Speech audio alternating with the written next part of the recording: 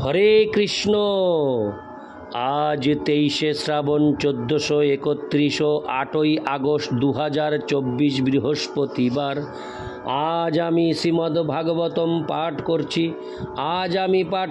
শ্রীমদ্ ভাগবতমের তৃতীয় স্কন্দ পঞ্চম অধ্যায় বিদুর মৈত্রেয় সংবাদের শ্লোক 42 থেকে 45।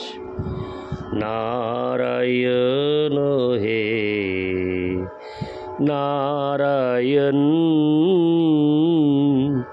ভবভয়হরণম নারায়ণ।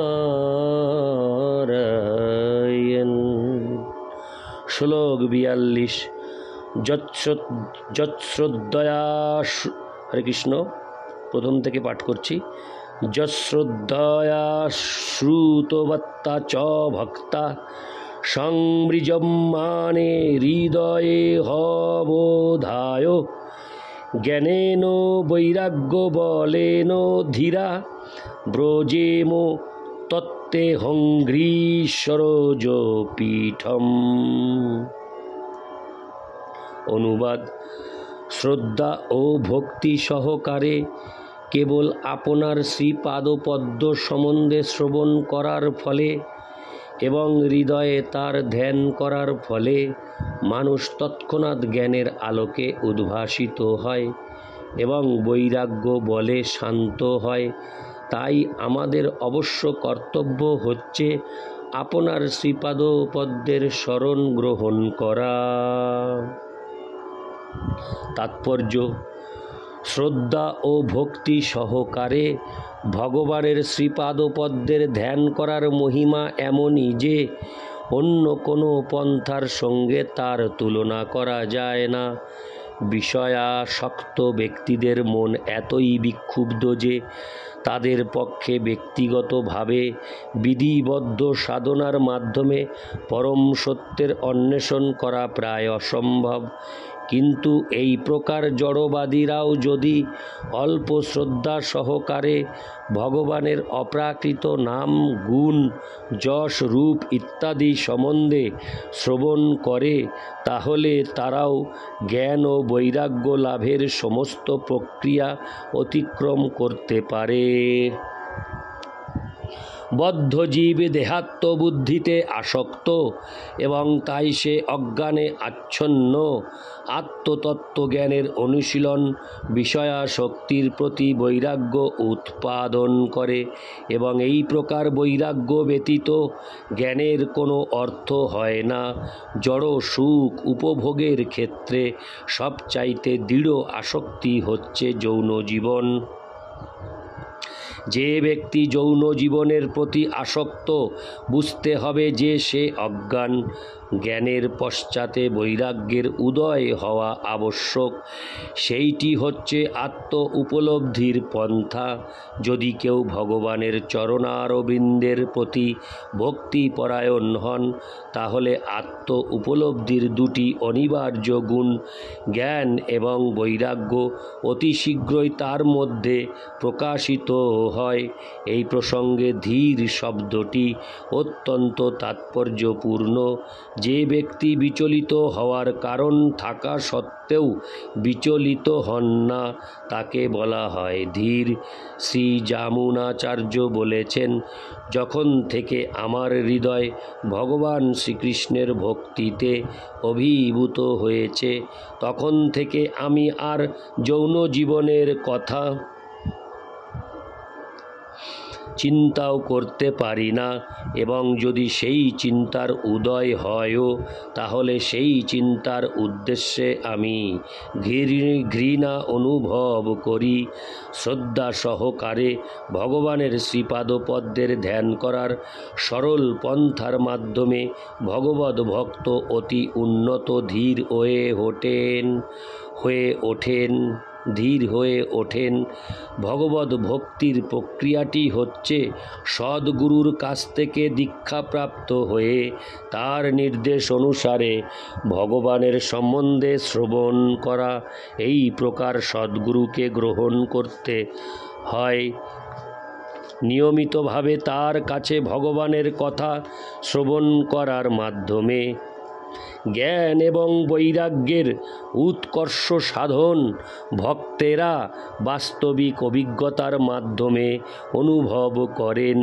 সদ্গুরুর কাছ থেকে এই শ্রবণের পন্থা শ্রী চৈতন্য মহাপ্রভু দৃঢ়ভাবে অনুমোদন করেছেন এবং এই পন্থা অনুশীলনের ফলে মানুষ অন্য সমস্ত মার্গকে পরাভূত করে সর্বোত্তম ফল লাভ করতে পারে। ইতি শ্লোক 42। শ্লোক 43। বিশ্বস্য জন্মস্থিতি সংযমার্থে কৃতাবতারস্য পদাম্বুজং তে ব্রজেম সর্বে শরণং যদীশ শ্রিতং প্রযচ্ছত্ত ভয়ং সপুংসাম।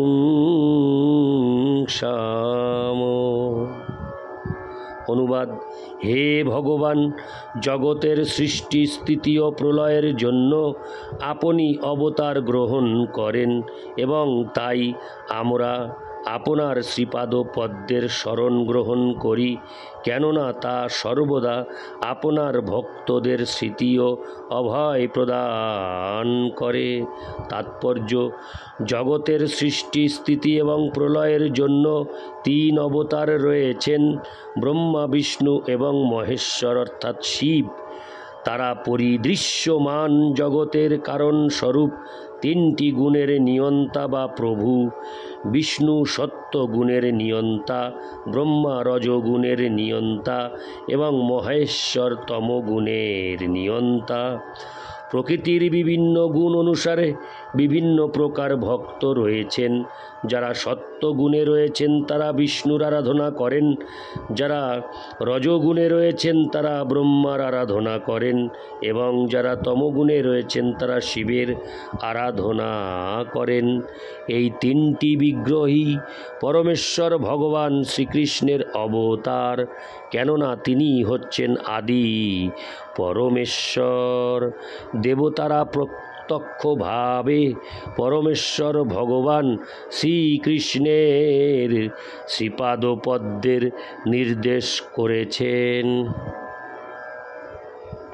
বিভিন্ন অবতারদের নয়, তবে জড় জগতে ভগবানের বিষ্ণুরূপী অবতার দেবতাদের দ্বারা সরাসরিভাবে পূজিত হন। বিভিন্ন শাস্ত্র থেকে জানা যায় যে ব্রহ্মাণ্ডের পরিচালনার কার্যে যখন অসুবিধা দেখা দেয় তখন দেবতারা ক্ষীর সমুদ্রে ভগবান বিষ্ণুর কাছে গিয়ে তাদের দুঃখ দুর্দশার কথা নিবেদন করেন। ভগবানের অবতার হলেও ব্রহ্মা ও শিব শ্রী বিষ্ণুর আরাধনা করেন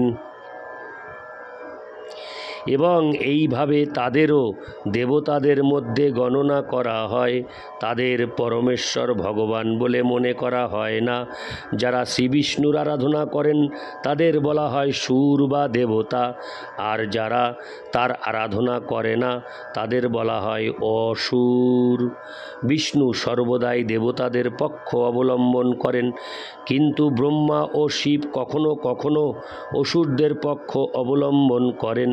তার অর্থ এই নয় যে তাদের স্বার্থ অনুসারে তারা তাদের সঙ্গে এক হন, কিন্তু তারা তা করেন অসুরদের উপর তাদের প্রভুত্ব স্থাপন করার জন্য। ইতি শ্লোক 43। শ্লোক 44। যৎ সানুবন্দেহ সতী দেহ গেহে মমাহমিত্যুড়ো দুরাগ্রহাণম পুংসাং সুদূরং বসতোহপি পূর্জাং ভজেম তত্তে ভগবন পদাব্জম। অনুবাদ: হে প্রভু, আত্মীয় স্বজন সহ তুচ্ছ দেহ গেহাদিতে যাদের আমি ও আমার এই অবাঞ্ছিত বাসনা প্রবল, সেই সমস্ত মানুষদের দেহ পুরে আপনি অন্তর্যামী রূপে অবস্থান করলেও সেই পাদপদ্ম তাদের দুষ্প্রাপ্য। আমরা সেই পাদপদ্মকে ভজনা করি। তাৎপর্য: সমগ্র বৈদিক জীবন দর্শন হচ্ছে স্থূল ও সূক্ষ্ম দেহের জড়বন্ধন থেকে মুক্ত হওয়া। কেননা জড়বন্ধনই মানুষের অভিশপ্ত দুর্দশাগ্রস্ত জীবনের কারণ। যতক্ষণ পর্যন্ত মানুষ জড় জগতের উপর আধিপত্য করার ভ্রান্ত ধারণা থেকে মুক্ত না হয়, ততক্ষণ তাকে এই জড়দেহের বন্ধনে আবদ্ধ থাকতে হয়। জড়া প্রকৃতির উপর আধিপত্য করার প্রেরণা হচ্ছে আমি ও আমার ধারণা। আমি যা কিছু দেখি সেই সব কিছুরই মালিক আমি। আমার অধিকারে এত কিছু রয়েছে এবং আমি আরও অনেক কিছু অধিকার করব। ধন ও বিদ্যায় আমার থেকে বড় কে আছে? আমি প্রভু এবং আমি ভগবান, আমি ছাড়া আর কে আছে? এই সমস্ত ধারণা অহং মম দর্শনের প্রতিবিম্ব, অর্থাৎ আমি সব কিছু। এই ধারণা। যে সমস্ত মানুষ এই প্রকার ধারণার বশবর্তী হয়ে আচরণ করে, তারা কখনো জড়জগতের বন্ধন থেকে মুক্ত হতে পারে না, কিন্তু চিরকালের জন্য সংসার যন্ত্রণা ভোগে অভিশপ্ত মানুষও এই বন্ধন থেকে মুক্তি লাভ করতে পারে, যদি সে কেবল কৃষ্ণ কথা শ্রবণ করার সহজ পন্থাটি স্বীকার করে নেয়। হরে কৃষ্ণ। এই কলিযুগে কৃষ্ণ কথা শ্রবণের প্রক্রিয়াটি অবাঞ্ছিত পারিবারিক স্নেহ থেকে মুক্তিলাভের সবচাইতে কার্যকরী পন্থা এবং তার ফলে অনায়াসে স্থায়ী মুক্তি লাভ করা যায়। কলিযুগ পাপে পূর্ণ এবং মানুষ এই যুগের স্বাভাবিক পাপাচরণের প্রতি অধিক থেকে অধিকতরভাবে আসক্ত হচ্ছে, কিন্তু কেবল কৃষ্ণ কথা শ্রবণ ও কীর্তনের প্রভাবে মানুষ নিশ্চিতভাবে ভগবদ্ধামে ফিরে যেতে পারে। তাই সব রকম দুঃখ দুর্দশা থেকে মুক্তি লাভের জন্য সর্বতোভাবে কেবল কৃষ্ণ কথা শ্রবণ করার শিক্ষাই মানুষকে দেওয়া উচিত। ইতি শ্লোক 44, শ্লোক 45। তান বৈ হসদবৃত্তি ভিরক্ষী ভীর্যে পরারিতান্তর্মনস পরেশ অথো ন পশ্যন্তুরুগায় নূনং যেতে পদান্নাস বিলাস লক্ষা। অনুবাদ: হে পরমেশ্বর ভগবান, যে সমস্ত পাপীদের অন্তর্দৃষ্টি বহিরঙ্গা জড়বাদী কার্যকলাপের ফলে অত্যন্ত দূষিত হয়েছে, তারা আপনার শ্রীপাদ পদ্ম দর্শন করতে পারে না, কিন্তু আপনার লীলার অপ্রাকৃত আনন্দ আস্বাদন করাই যাদের একমাত্র লক্ষ্য, সেই শুদ্ধ ভক্তেরা আপনার শ্রীপাদ পদ্ম দর্শন করেন। তাৎপর্য: ভগবদ্গীতায় 18:61 উল্লেখ করা হয়েছে যে ভগবান সকলের হৃদয়ে বিরাজমান। তাই অন্তত নিজের অন্তরে ভগবানকে দর্শন করা প্রত্যেক মানুষের পক্ষে স্বাভাবিক হওয়া উচিত, কিন্তু যাদের অন্তর্দৃষ্টি বহিরঙ্গা ক্রিয়াকলাপের ফলে আচ্ছন্ন হয়ে গেছে, তাদের পক্ষে তা দর্শন করা সম্ভব নয়। শুদ্ধ আত্মা যা চেতনার দ্বারা উপলক্ষিত হয়, সাধারণ মানুষের পক্ষেও তা সহজে অনুভব করা সম্ভব, কেননা চেতনা সারা শরীর জুড়ে ছড়িয়ে রয়েছে। যে যোগ পদ্ধতি ভগবদ্গীতায় নির্দেশিত হয়েছে তা হচ্ছে মানসিক কার্যকলাপকে অন্তরে একাগ্রীভূত করা এবং তার ফলে অন্তরের অন্তঃস্থলে পরমেশ্বর ভগবানের শ্রীপাদপদ্ম দর্শন করা। কিন্তু অনেক তথাকথিত যোগী রয়েছে যাদের ভগবানের সঙ্গে কোনো সম্পর্ক নেই, তারা কেবল চেতনার সম্বন্ধেই সচেতন এবং তারা মনে করে যে সেটিই হচ্ছে চরম উপলব্ধি। এই প্রকার চেতনার উপলব্ধির শিক্ষা ভগবদ্গীতায় কেবল কয়েক মিনিটের মধ্যে দেওয়া হয়েছে, কিন্তু ভগবানের শ্রীপাদপদ্মে অপরাধ করার ফলে সেই সমস্ত তথাকথিত যোগীদের তা উপলব্ধি করতে বহু বহু বছর লাগে। সবচাইতে গর্হিত অপরাধ হচ্ছে ব্যষ্টি আত্মা থেকে ভগবানের পৃথক অস্তিত্ব অস্বীকার করা অথবা ভগবান ও ব্যষ্টি আত্মাকে এক ও অভিন্ন বলে মনে করা। নির্বিশেষবাদীরা প্রতিবিম্ববাদের ভ্রান্ত ব্যাখ্যা করে এবং তার ফলে তারা ভ্রান্তভাবে ব্যষ্টি চেতনাকে পরম চেতনা বলে মনে করে। যে কোনো নিষ্ঠাপরায়ণ সাধারণ মানুষ পরমেশ্বর ভগবানের প্রতিবিম্ববাদ অনায়াসে স্পষ্টরূপে হৃদয়ঙ্গম করতে পারে। জলে যখন আকাশের প্রতিবিম্ব দেখা যায় তখন আকাশ ও তারকারাজি দুটিই জলের মধ্যে দেখা যায়, কিন্তু এটি সহজেই বোঝা যায় যে জলে আকাশ ও তারকারাজির প্রতিবিম্ব এবং প্রকৃত আকাশ ও তারকা এক পর্যায়ভুক্ত নয়। তারাগুলি আকাশের অংশ এবং তাই সেগুলিও সমপর্যায়ভুক্ত নয়। আকাশ পূর্ণ এবং তারাগুলি অংশ, তাই তারা কখনো এক এবং অভিন্ন হতে পারে না। যে সমস্ত পরমার্থবাদী পরম চেতনাকে ব্যষ্টি চেতনা থেকে পৃথক বলে স্বীকার করে না, তারা ভগবানের অস্তিত্বে অস্বীকারী জড়বাদীদের মতোই অপরাধী। এই প্রকার অপরাধীরা তাদের অন্তরে ভগবানের শ্রীপাদপদ্ম দর্শন করতে পারে না এবং তারা এমনকি ভগবানের ভক্তদেরও দর্শন করতে পারে না।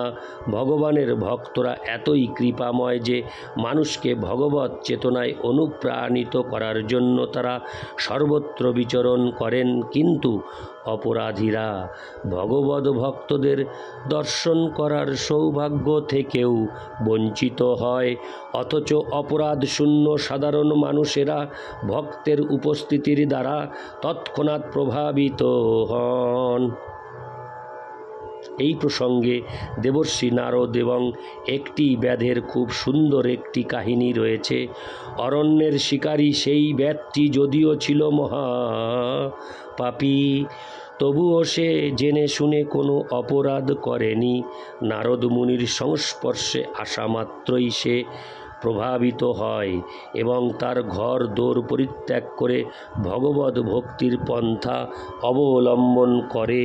কিন্তু অপরাধী নল, কুবের ও মণিগ্রীব দেবতাদের মধ্যে বাস করা সত্ত্বেও পরবর্তী জীবনে বৃক্ষরূপে জন্মগ্রহণ করে দণ্ড ভোগ করে। যদিও ভক্তের কৃপায় পরে তাদের ভগবান কর্তৃক উদ্ধার লাভ হয়। অপরাধীদের ভক্তের কৃপা লাভ করা পর্যন্ত অপেক্ষা করতে হয় এবং তারপর তারা তাদের অন্তরে ভগবানের শ্রীপাদপদ্ম দর্শন করার যোগ্যতা অর্জন করে। কিন্তু তাদের অপরাধ এবং জড়বাদের প্রতি অত্যন্ত আসক্তির ফলে তারা ভগবানের ভক্তদের পর্যন্ত দর্শন করতে পারে না। বহির্মুখী কার্যকলাপে যুক্ত হয়ে তারা তাদের অন্তর্দৃষ্টিকে হত্যা করে, কিন্তু ভগবানের ভক্তেরা মূর্খদের স্থূল ও সূক্ষ্ম দেহের প্রচেষ্টাজনিত অপরাধ গ্রহণ করেন না।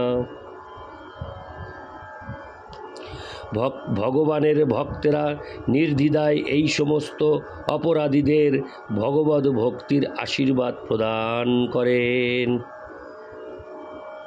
এটি হচ্ছে ভগবৎ ভক্তদের স্বভাব। ইতি শ্লোক 45।